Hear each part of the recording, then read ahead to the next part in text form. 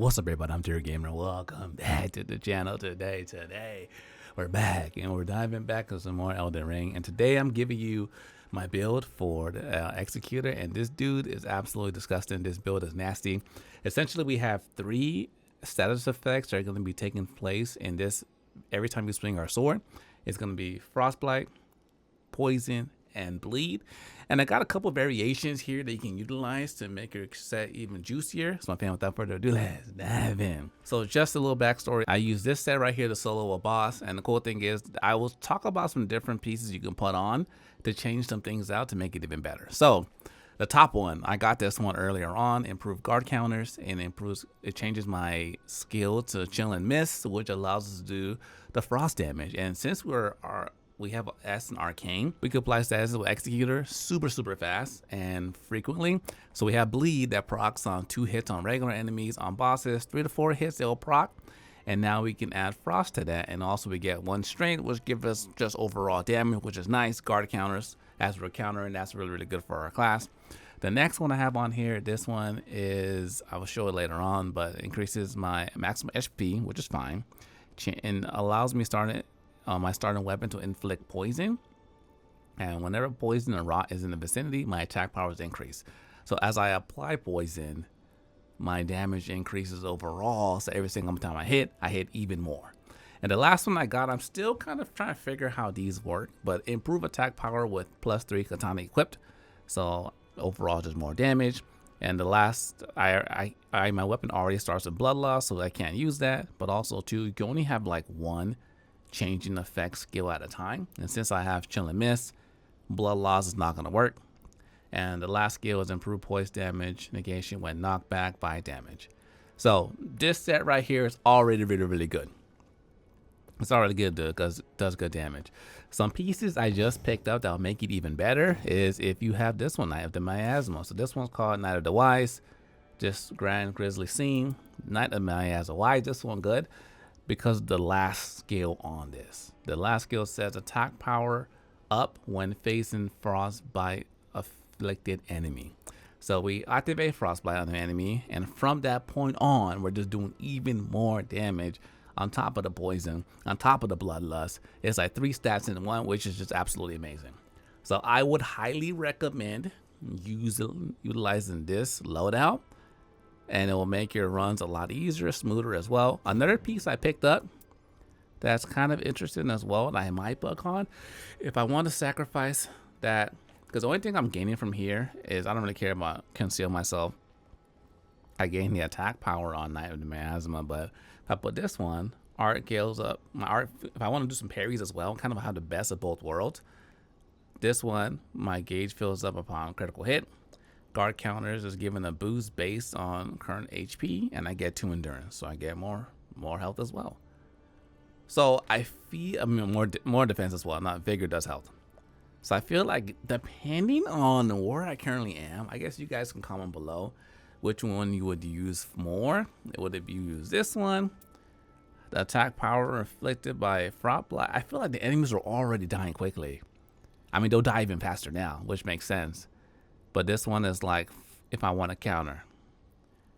So essentially how the playstyle is going to work is you're not going to switch your main hand weapon. So I repeat, you're not going to switch your main hand weapon. Why? Because then you'll lose all the stats that you gain on this base weapon. What I typically do is I have a dual katana set up because it's kind of the best of both worlds. So typically my playstyle is, if I want this raw DPS, I got 2 katanas on. Jump attacks are really good. You apply the status of both weapons, but not as fast. So what I would do typically is I would activate my Frost. Now that's available. I might come with a jump attack. Then I'll just keep on attacking with the right hand, get the Frostbite, get that built up on the enemy, get that blast. Then I might just switch over and do jump attacks because they're so strong and it does a lot of stagger damage. So Executor can do a lot of big damage at once, which I'll showcase in a second. And if I need to, if I want to play super aggressive, I can use a technique that I could just switch my weapon as I'm attacking. Sheath it, guard change, and that will count as a deflect as well. so you can kind of be super aggressive. So essentially, I'll show what it looks like. So you start your match off hitting one of those.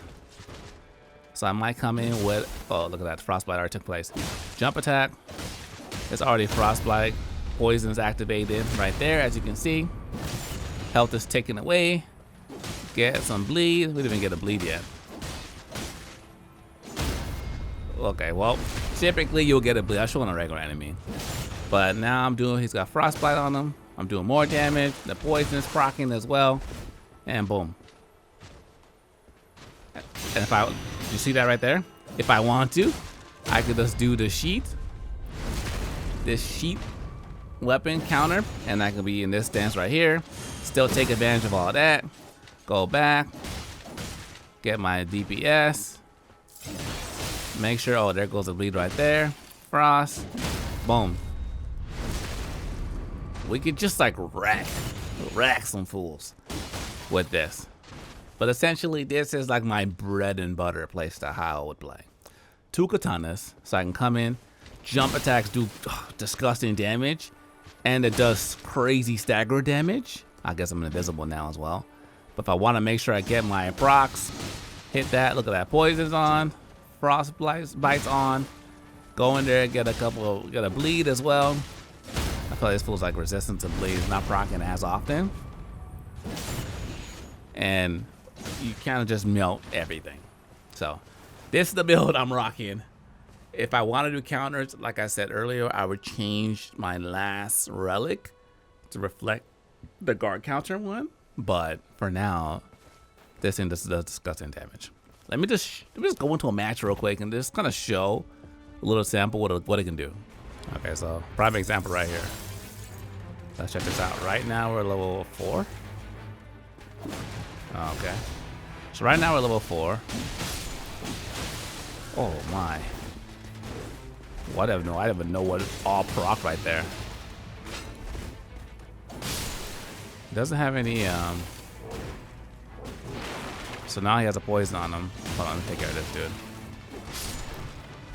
Poison handled him. Okay, and there goes the frost. It's just too good. It's just way too good. Oh, both my weapons didn't hit.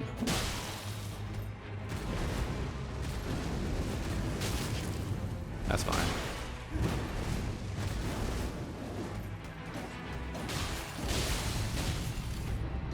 And look at that, even if we miss a couple of hits right there. Easy. So now we just do more damage in general.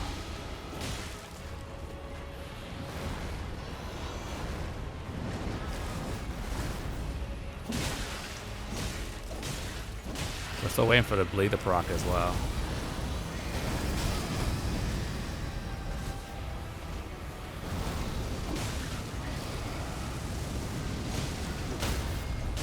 Oh yeah, forgot about that too. We get those as well. And for finisher, we can use it. I like using it just to heal. And it's pretty much over.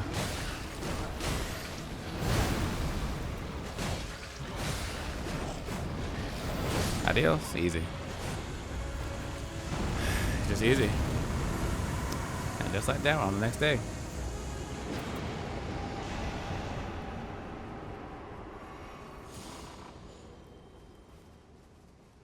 So ladies and gentlemen, thanks for watching. Hope you enjoyed the video. If you're new to the channel, subscribe. If you like it, give it a thumbs up. Until next time, dear gamers, signing out.